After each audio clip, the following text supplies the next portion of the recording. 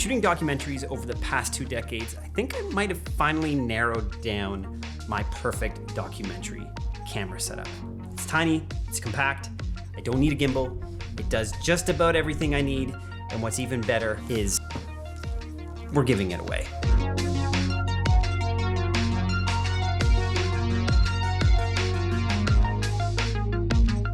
We're opening the doors for the Art of Documentary in just a few weeks, and so to celebrate, we are giving away this setup. I'm all smiles. This isn't just a camera body. We're not just giving away lens. We are literally giving away this entire setup. The monitor, the lens, which we got shipped in from Ukraine, more on that in a minute, the microphone, the camera body. You're getting all of this in a case that both Michael and myself, the co-founder of the Art of Documentary, have signed, and we will be delivering to you. More on that contest at the end of this video on how you can enter into it. There's a few ways that you can enter and get more votes or whatever into the contest, but we'll talk about that in a bit. In the meantime, I'm just gonna break down this camera setup and talk about why I love it so much. And caveat, it's why I love it. It may not be the perfect camera setup for you, although with all the documentary shooting I'm doing, this is more and more becoming the short doc setup that I'm using because it's just so easy to work with. The main thing I wanna say, and I've been saying this for years on this channel, is less is more. I love this setup. You can see in the case here, it's not a ton of gear, but it's kind of all you need to get the best footage. And the most important thing on set is that you're focusing on story. And when you have too much gear and too many bags and too many doodads and wing dongs and schlingamalongos, all those things on set get in the way of you focusing on shooting what you actually need for the edit. So this camera setup. First off, you might be confused what the heck is going on here. Well, this is actually just this right here. This is the lens. These are step-up rings, and this is a mist filter. You can actually, that is actually the lens, not all this extra stuff here, but you need these step-up rings if you're gonna use a filter. The FX3, which is coming with this kit, we're giving away an FX3, doesn't have internal ND, so you gotta throw an ND filter on the front. I don't actually think you need a mist filter when you're shooting with the Helios. It's already so creamy. That's why I love this lens. There's so much character. It's a spherical lens, but the way the bokeh works is it looks like it's an anamorphic lens. It has that crazy swirly bokeh. I love this lens so much. Even, again, from the Ukraine, got shipped in from our friends at Iron Glass. I bought a set of a 37 Mur. I have the Helios right here, and then an 85 Jupiter. Those are PL mounted. Love those lenses. Love all the old rehoused Soviet lenses, and I'm very grateful. We actually, off of Etsy, bought this lens. I got it shipped in. Some really beautiful, amazing person is living in the east part of Ukraine in the middle of the war here. My heart goes out to Ukraine. Not here to get political, but Russia,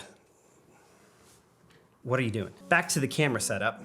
Helios lens, FX3 body. The FX3 is so great. It's 422. You know all the specs, 120 frames if we shot a bit on this.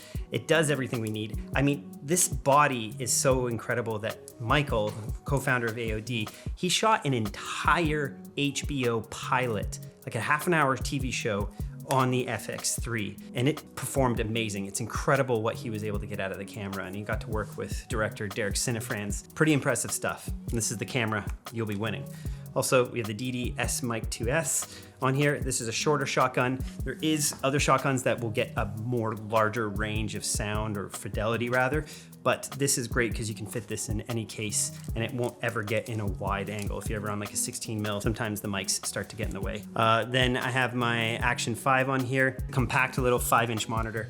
I just don't trust these monitors. If there's one thing consistent across all cameras, it's that their LCD monitors suck.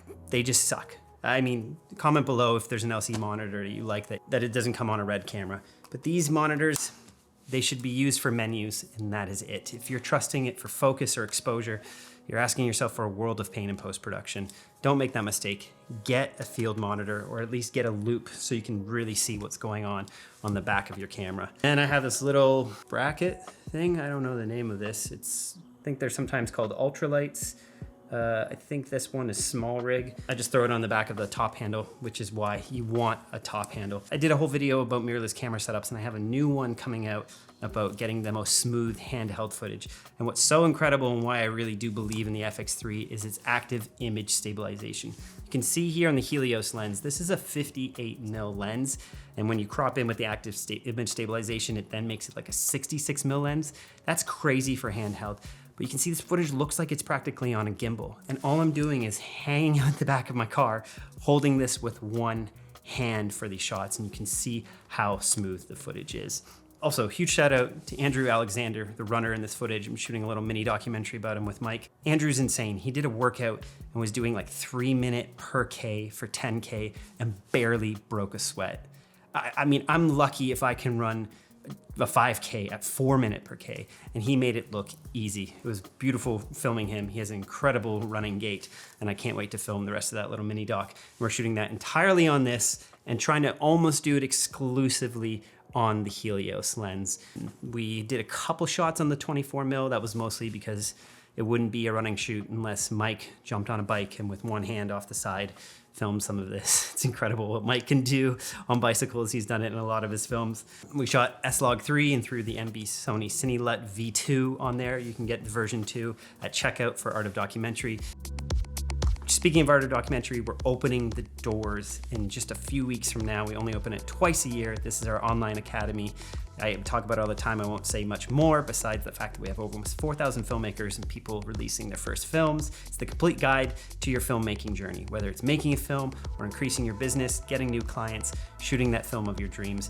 We love this academy. It's growing. There's Facebook groups, there's live calls where you can get feedback, and that's why we're doing the giveaway. So how do you get this camera? Well, the first thing you do is run over to theartofdocumentary.com and join our wait list. You have to be on the wait list. Number 2, run over to Instagram to @theartofdocumentary. I'll put all the information and contest rules down below. Go follow us on Instagram. And then thirdly, you gotta be following this channel, so make sure to hit the subscribe button down below. And then if you wanna get a couple more votes in or ballots in for this, run over to this post on Instagram. We'll put a link below. It's on the Art of Documentary. You'll recognize it by the case. This beautiful case right here, signed by me and Michael. If you run over to Instagram and leave a comment with 3 of your friends preferably who work in filmmaking, because your mom's not gonna care. Comment on there and tag 3 of your friends. And every time you do that, we'll add you another vote or ballot. I don't know what to call it. You'll have better chances of winning the contest. But I hope you enjoyed that video. I'll be releasing the running little mini doc pretty soon, showing you everything I did with this mighty little camera and this whole setup. Best of luck to you with the contest. Make sure to get on that wait list like we mentioned. Art of Documentary will be opening up real soon, and we're only open for about a week and a half, and then we close the doors until September, so this will be one of your only chances. Well, there's only 2 chances every year to get into the course. And don't take it from me. There'll be some AOD people, I'm sure, in the comments letting people know how much they love the course, how much they love the Academy. We love the AOD community. We've had the chance to meet a lot of you this past year in person at different film screenings. Until then, happy shooting and best of luck. See you on the next one.